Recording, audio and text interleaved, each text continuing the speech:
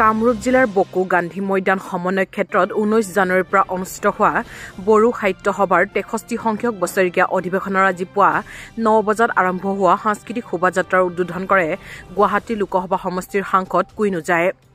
দুপৰীয়া 12 বজাৰ পৰা বড়ো সাহিত্য সভাৰ সভাপতি ডক্টৰ সুৰত নাৰ্জাৰীৰ সভাপতিত্বত আৰম্ভ হোৱা মুকলি সভাখন উদ্বোধন কৰে বড়ো সাহিত্য সভাৰ প্ৰাক্তন উপসভাপতি বিশেশ্বৰ বসুমতাৰীয়ে। মুকলি সভাত মুখ্য অতিথি হিচাপে উপস্থিত থাকি নতুন দিল্লীৰ সাহিত্য অকাডেমীৰ উপসভানেত্ৰী প্ৰফেচৰ কুমুদ শৰ্মাই ভাষণ ৰাখে।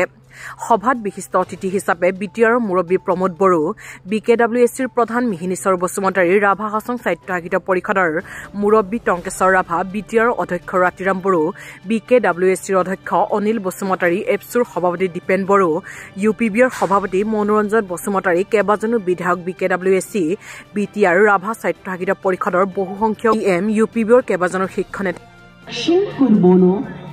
साहित्य सम्मेलनी यानी दक्षिण बैंक की बोरी साहित्य सभा अधिवेशन की जानकारी हमको उपलब्ध होती है। 1990 में इसका तीसरा अधिवेशन हुआ। इसके बाद का कोई रिकॉर्ड इस संगठन का नहीं उपलब्ध होता है। उसके बाद ऐसा लगता है कि अगर आपको बोडो साहित्य की, बोडो भाषा के अस्तित्व की जानकारी लेनी है तो आपको सभा है उसके इतिहास को खंगालना होगा, उसके इतिहास को अच्छी तरह से समझना होगा और बोडो भाषा और साहित्य की बड़ी स्पष्ट तस्वीर बोडो साहित्य सभा के इतिहास से जुड़ करके आपको उपलब्ध हो सकती है।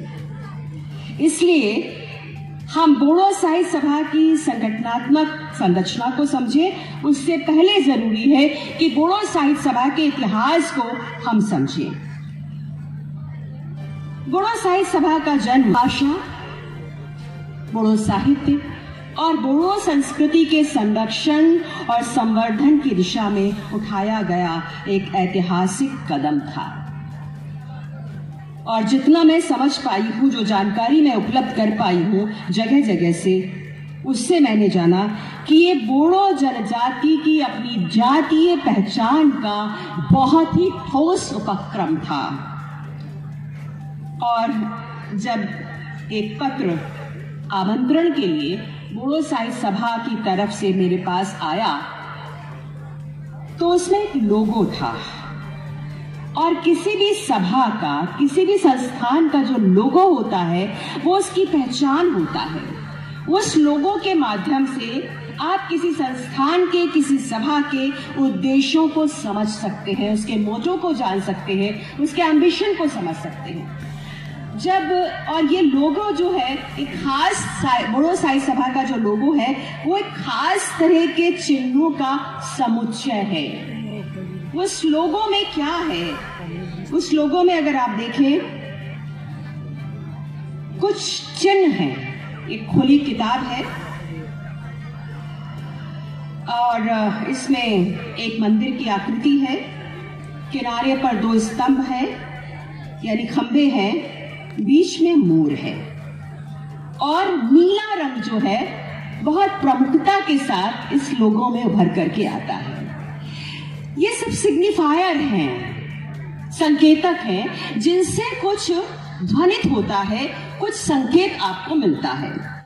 बोडो साहित्य सभा काउन्सिल बोरो কৈছে যে আমাৰ যেটো ডাইৰেক্টৰেট গঠন কৰি দিয়া হৈছে সমগ্ৰ অসমত বড়ো আৰু ট্ৰাইবেল সকলৰ মাধ্যম চাবৰ কাৰণে এই ডাইৰেক্টৰটো শক্তিশালী কৰাৰ কাৰণে যোৱা বছৰে তেখেতে আমাক দায়িত্ব দিছিলে।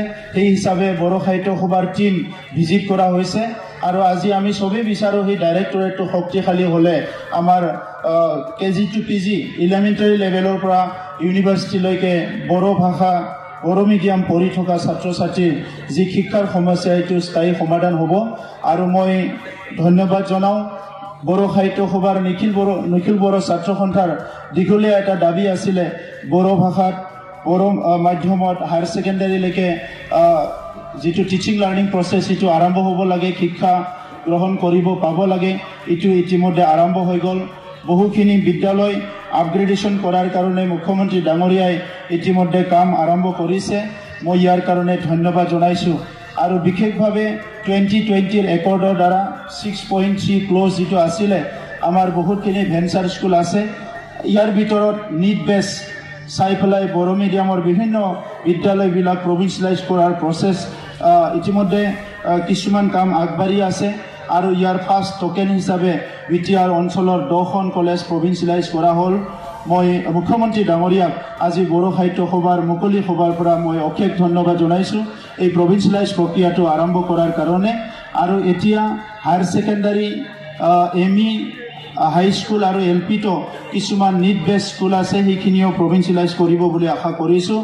আজিৰ এই সভাত উপস্থিত হৈ আমাৰ মুখ্য অতিথি আৰু লগতে আমাৰ মুখ্যমন্ত্ৰী ডাঙৰীয়াই বড়ো সাহিত্য সভাৰ 64তম অধিৱেশনটো সফল কৰাৰ কাৰণে ধন্যবাদ জনাই আৰু ইয়াৰ লগতে অভ্যৰ্থনা সমিতিৰ সকলো সদস্যক ধন্যবাদ জনাই আৰু নিখিল বড়ো ছাত্ৰ সন্থা, বড়ো থুনলাই আফাদ, বড়ো সাহিত্য সভা এই দুটাই সংগঠন বড়ো জনগোষ্ঠীত দশকৰ পৰা দশক ধৰি আৰম্ভণিৰ পৰা বড়োসকলৰ সংস্কাৰ কৰা, বড়োসকলৰ বিভিন্ন ৰাজনৈতিক সামাজিক সমস্যাবিলাকত মাত মাতা, ইয়াৰ সমাধানৰ কাৰণে পথ উলিওৱা, চৰকাৰৰ লগত আলোচনা কৰি বড়ো জনগোষ্ঠী উত্তৰণৰ কাৰণে সদায় কাম কৰা এই দুটা যিটো সংগঠন জাতীয় সংগঠন সদায় শক্তিশালী ৰূপত যাতে জীয়াই থাকে এইটোকে কামনা কৰি সকলোলৈ ধন্যবাদ জনাই মোৰ বক্তব্য সামৰণি মাৰিলোঁ।